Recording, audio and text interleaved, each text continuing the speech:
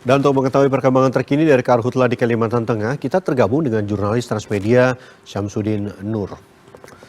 Selamat siang Syamsuddin, ini Karhutla semakin mengganas, lalu bagaimana upaya penanganannya sampai dengan saat ini? Ya, Benny, dapat saya laporkan saat ini memang Kabupaten Kota Waringin Timur merupakan kota terluas yang kebakaran lahan dan hutannya yang sudah mencapai 1.600, disusul oleh Kabupaten Kota Waringin Barat dan Kota Palangkaraya sendiri.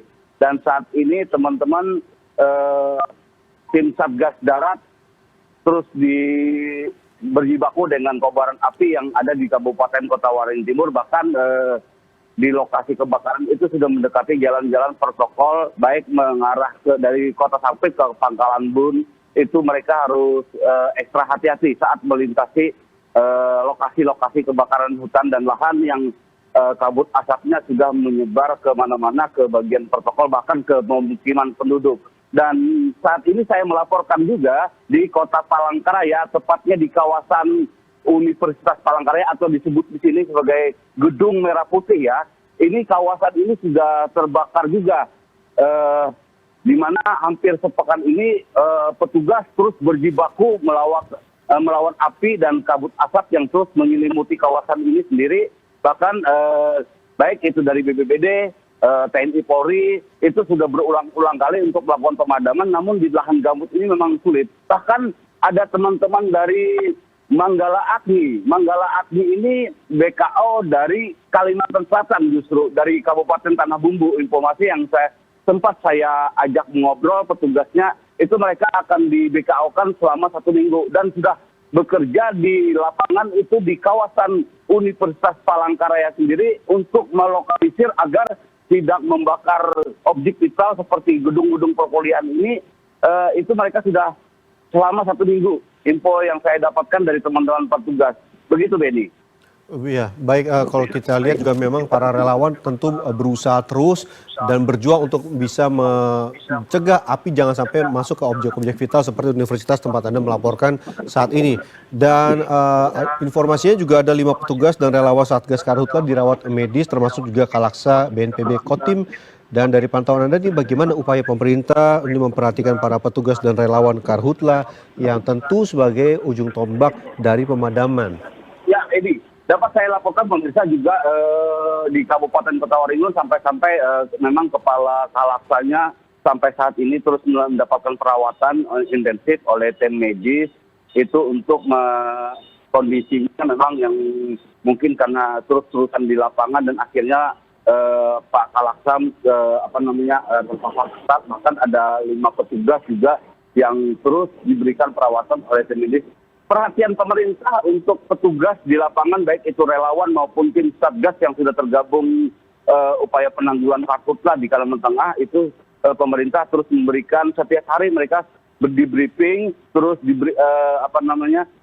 diberikan kesehatan oleh beberapa perawat yang memang standby di posko Pusdalop sendiri agar jangan sampai petugas sendiri yang sudah melawan api ini menjadi korban begitu. Dan bahkan di Kota Palangkaraya sempat saya wawancarain juga di BPBD Kota Palangkaraya itu juga ada sekitar 6 orang juga yang dan ada sekitar 2 orang juga masih dalam perawatan, bahkan kepala bidang kedaruratannya juga sempat terpapar dan kembali bekerja karena memang sejak 1 bulan ini wilayah Kalimantan Tengah memang sudah terjadi kebakaran hutan dan lahan yang dimana sifatnya cukup mengganggu aktivitas warga. Asap yang dimunculkan, peningkatan kasus ISPA juga terjadi yang terbanyak di Kota Palangkaraya sendiri, yang di mana jumlah penderita ISPA itu kasusnya sudah mencapai di Kalimantan Tengah itu mencapai 66.000 kasus. Dan dapat saya laporkan juga, Ben, pemirsa, kebakaran hutan dan Kalimantan Tengah hasil jumpa pers kemarin dengan Pak Kapolda dan Gubernur dan Kodam 22 Taman Bungai, itu memang kebakaran hutan saat ini memang akibat fenomena El Nino yang dengan kategori untuk wilayah Kalimantan Tengah dengan kategori yang berat.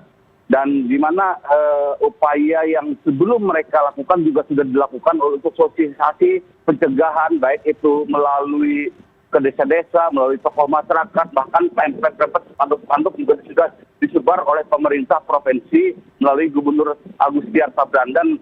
Dan tahun ini berdasarkan data yang saya terima, mereka juga mengklaim pemerintah provinsi tahun ini masih bisa terkendali dibanding dengan tahun-tahun sebelumnya yang sudah mencapai sejak di tahun 97 sampai 2015, 2019 itu sudah, kalau 97 aja sudah mencapai jutaan hektar yang terbakar. Dari tahun 2015 itu ratusan ribu hektar. Di kategori berat aja pemerintah provinsi mereka sudah bisa mengendalikan hanya sekitar 5.000 aja luas lahan yang terbakar. Artinya kesiapsiagaan dari tim Satgas pemerintah dibantu oleh pemerintah pusat itu sangat luar biasa. Begitu, Benny.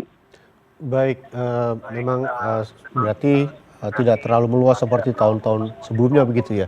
Dan kita lihat juga warga saat ini juga mulai merasakan ispa, lalu ada banyak petugas juga yang bertumbangan karena kebakaran ini. Lalu apakah nantinya ada operasi lanjutan gitu seperti modifikasi cuaca agar kebakaran ini bisa cepat diatasi, Samsudin?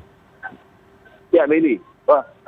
Memang sejak kedatangan Presiden Republik Indonesia setelah meninjau langsung lokasi kebakaran, baik itu di Kuburaya di Pontianak, Kalimantan Barat, dan ke Kota Palangkaraya sendiri itu melakukan rapat terbatas kepada tim Satgas dengan pemerintah daerah, dengan sejumlah menteri juga.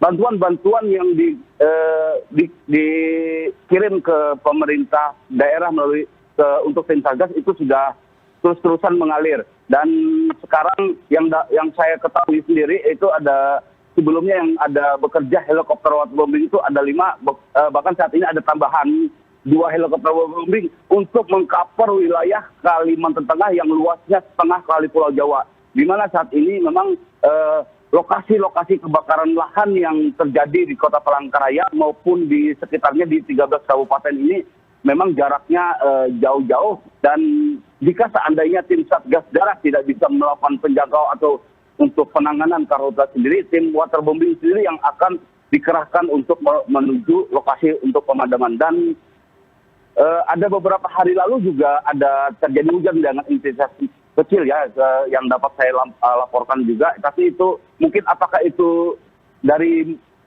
modifikasi cuaca, dan saat ini modifikasi cuaca pesawat yang terus menyemai untuk melakukan hujan buatan. Begitu, Deddy. Baik, tentu kita terus berharap agar ada awan hujan yang siap untuk nantinya disemai dan juga bisa terjadi hujan sehingga kebakaran ini bisa segera diatasi.